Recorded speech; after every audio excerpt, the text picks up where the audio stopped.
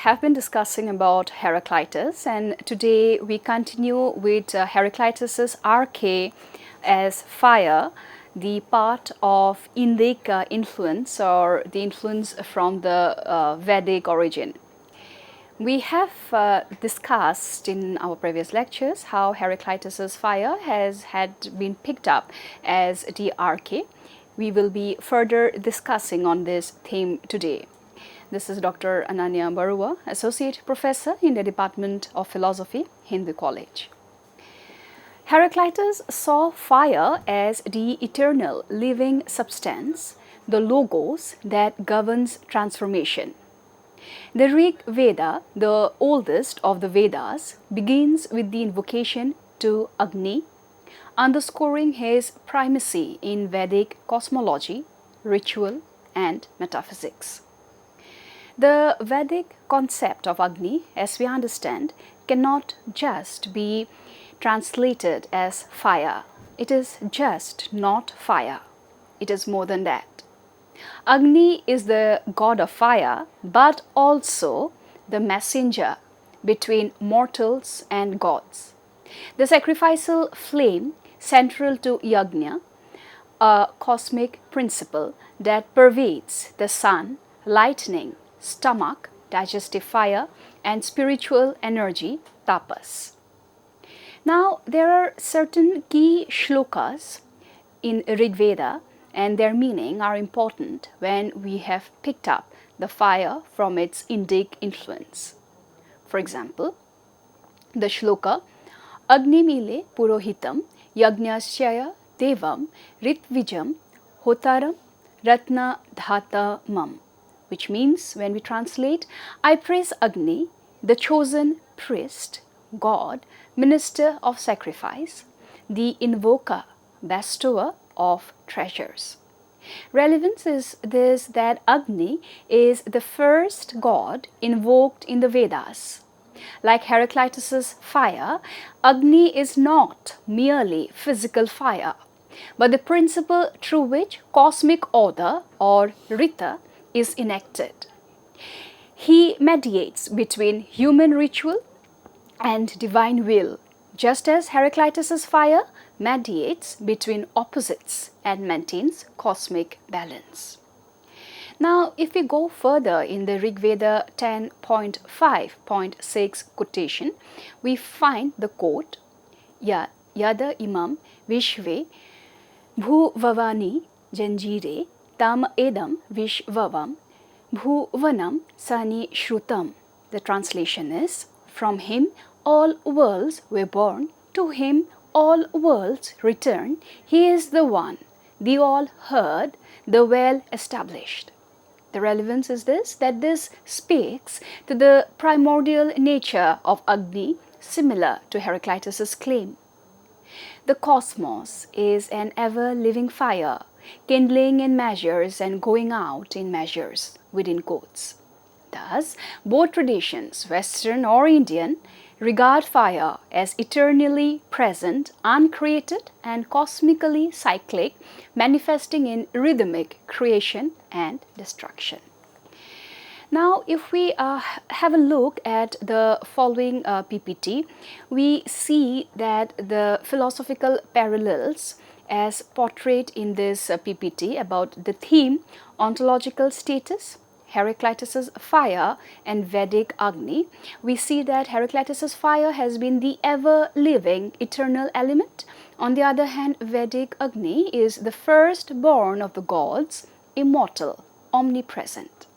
Now, about the cosmological role vis-a-vis Heraclitus's fire, we see that it is about the principle of change or the unity of opposites. Whereas in the Vedic Agni, it is about mediator between gods and humans, the creator force in the cosmological role. Third, about the ethical role when it comes to Heraclitus's fire. Fire enacts justice, which is balance of measures. Vedic Agni, on the other hand, here purifies, elevates, and sanctifies. That is the ethical role.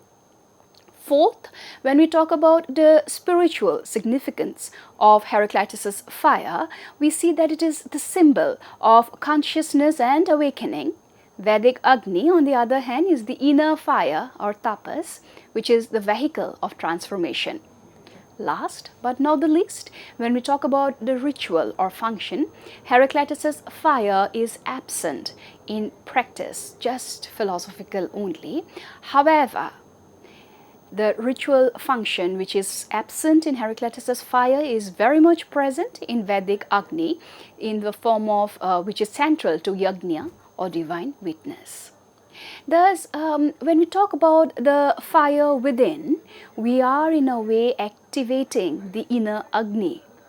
The Upanishads and later Tantric texts see Agni not only in external form but internally as digestive fire and spiritual fire, which is Kundalini. Heraclitus likewise can be interpreted to mean that the fire of understanding or logos burns within the soul. Fire as a sacred, self-consuming principle, thus, can be seen in Heraclitus' fire and also in the Vedic Agni, and they both converge at many levels. For instance, both are cosmological and sacrificial. Both are mediators between gods and humans, Agni, between change and permanence, Heraclitus. Both point to transformation as the core truth of existence. Both can be seen as light-bearing principles. Agni as flame, Heraclitus' fire as logos. The theme of fire in Heraclitus has captivated and influenced a broad range of philosophers, from the pre-Socratics to Heidegger, Nietzsche, and even modern process philosophers like Whitehead. Fire for Heraclitus is not simply a physical substance, but a profound metaphysical metaphor for change, unity of opposites, and cosmic law or logos. Philosophers across time have variously interpreted, appropriated, and transformed this symbol to express their own ontologies and cosmologies. Now, when we talk about Heraclitean fire, a philosophical synthesis, we see from the quote, fragment 90, DKB 90, all things are in exchange for fire, and fire for all things, just as goods for gold and gold for goods. Fire becomes the currency of being. It is not only energy or matter, it is process, flux, becoming, and the measure of transformation. Now let us have a look at the philosophers who have been influenced by Heraclitus' fire. First and foremost, of course, comes Plato. Plato was ambivalent towards Heraclitus. In Cratylus, he acknowledges Heraclitus' idea of perpetual flux. In Timaeus, his other dialogue, Plato discusses fire as one of the four elements composing the cosmos. However, the tension between Plato and Heraclitus is when Plato departs from Heraclitus by seeking unchanging forms beyond the fire of sensory flux. The Stoics, Zeno of Citium and Chrysippus, they had adopted Heraclitus' fire as pneuma or divine breath. Fire is the active principle in contrast to passive matter. The logos is immanent, rational fire. Eco-process, which is the universe, is cyclically consumed in a conflagration and reborn in fire. The Stoics spiritualized fire, thus fire is equivalent to God, which is equivalent to reason, and in turn equivalent to nature. Now, thirdly, the Neoplatonism. While less directly influenced, Plotinus's concept of emanation mirrors Heraclitean fire. The one overflows, generating the multiplicity of the cosmos through descending stages. Fire as unfolding, not chaos, but hierarchical motion, close to the Vedic notion of Agni as a divine unfolding. Hegel. Heraclitus is the first genuine philosopher, is what Heraclitus was commented by Hegel. Hegel interprets fire as dialectical negativity, the sublation that simultaneously negates and preserves. Heraclitus' fire for Hegel is the contradiction at the heart of being. For Hegel, fire is the dance of contradiction. Destruction is not mere negation, but the motor of development. Nietzsche. Nietzsche loved Heraclitus and rejected Plato's eternal forms. He saw Heraclitean fire as affirmation of becoming over being. Fire aligns with Dionysian chaos, which is creative destruction, the will to power. Fire as a symbol of life's tragic intensity, of eternal recurrence, a cosmos that burns and rejoices in its burning. Martin Heidegger is profoundly influenced by Heraclitus, especially the logos and fire. Heidegger interprets fire as the clearing, Lichtung, the disclosure through which being reveals itself. Heidegger reads Heraclitean fire as aletheia, or the truth as unconcealment. Fire becomes a phenomenological process, not mere warmth, but illumination of being. A.N. Whitehead, or process philosophy. Whitehead sees reality as process, not substance, echoing Heraclitus. While he does not use fire directly, his metaphysical language resonates with it. To quote, "The many become one and are increased by one," unquote. Reality is not built of things but events, interacting in flows, bursts, flames of becoming.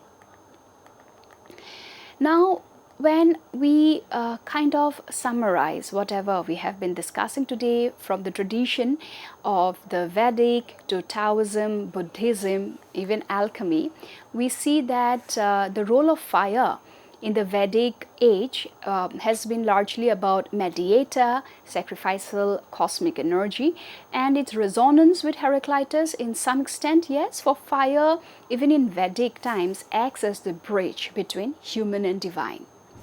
Now, when we talk about Taoism, the role of fire we see was that of flow or balance of opposites. And its resonance with Heraclitus, yes, it can be seen when fire is a part of the natural dynamic.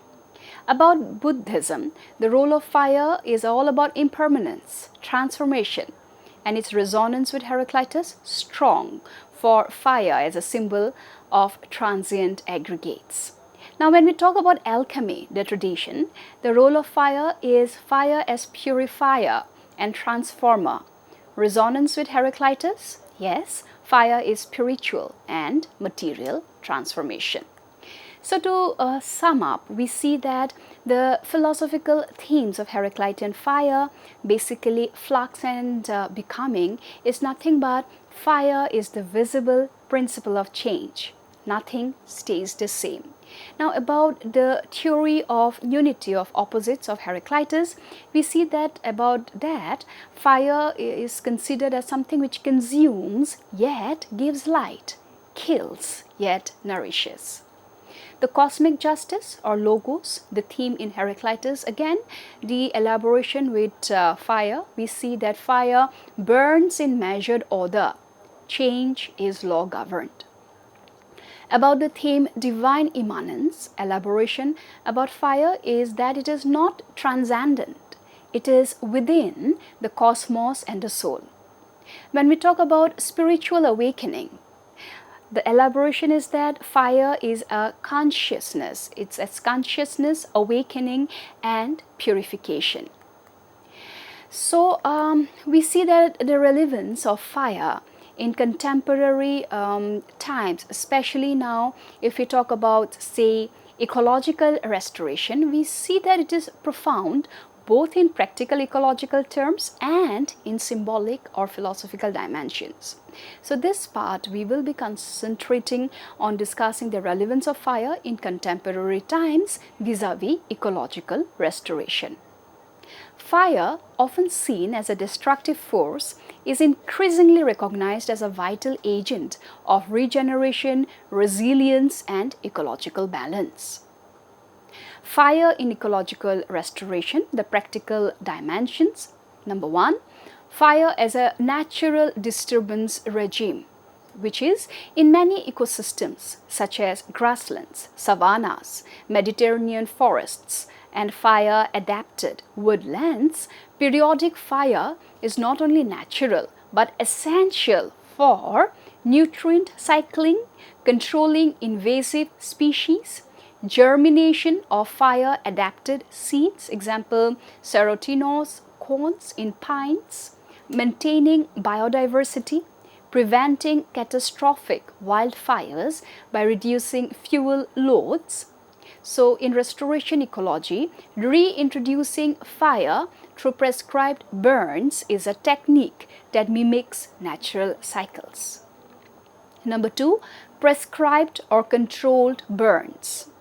This is used as a restorative tool, prescribed fires, for it helps in restoration of historical fire regimes, encourages native species adapted to fire, suppresses exotic invasives that outcompete native flora, improves habitat of fire adapted fauna, example certain birds and insects.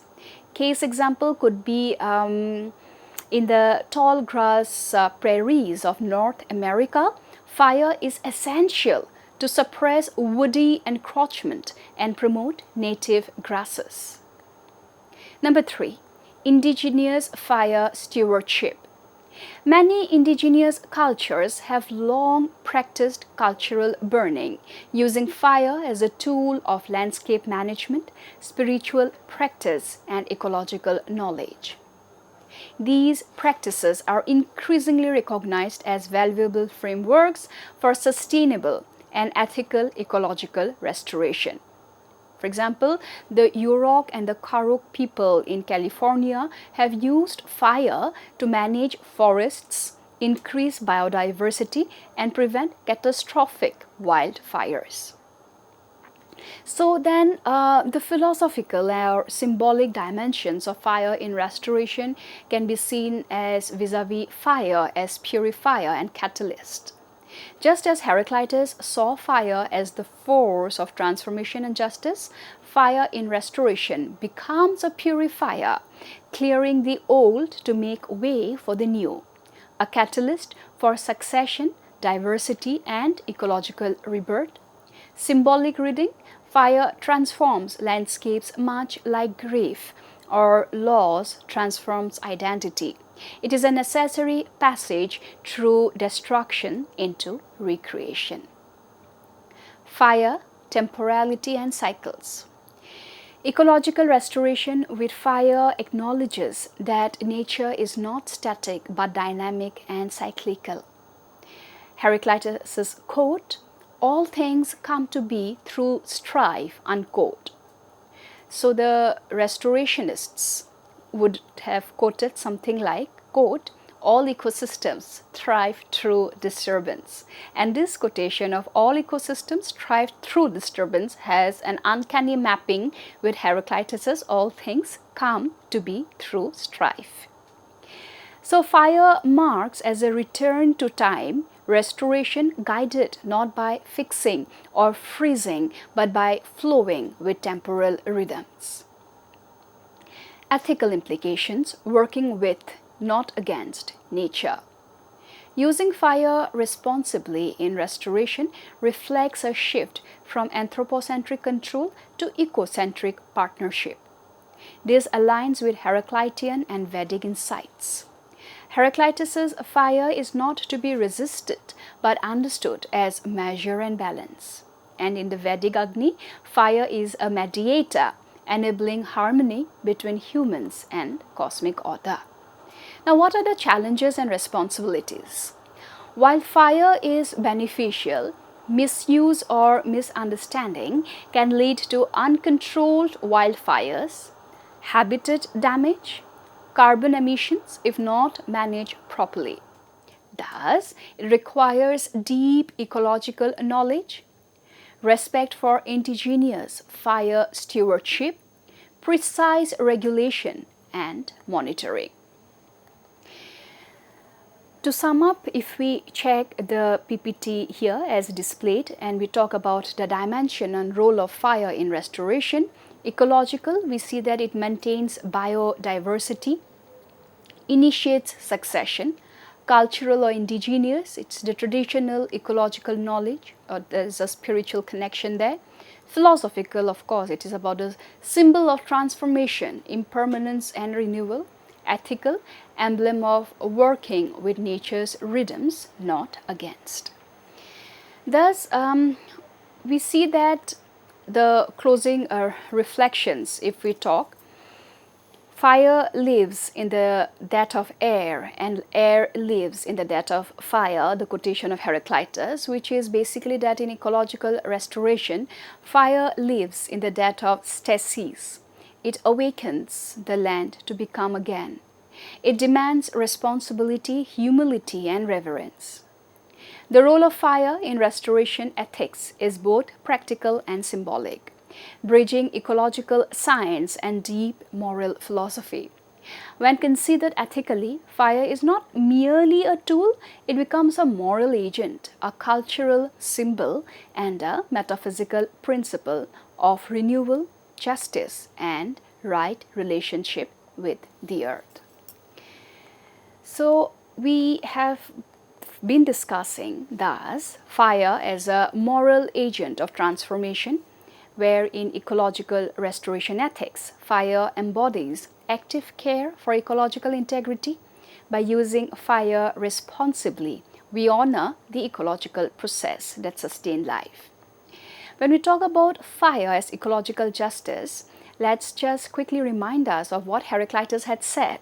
And he had said, quote, "Fire is want and satiety," unquote. That is, it consumes, but it also balances. In restoration ethics, fire becomes a force of ecological justice by correcting imbalances caused by human disruption or restoring fire-dependent ecosystems that have been silenced. So ethically, it affirms that destruction is not always evil, death is necessary for new life.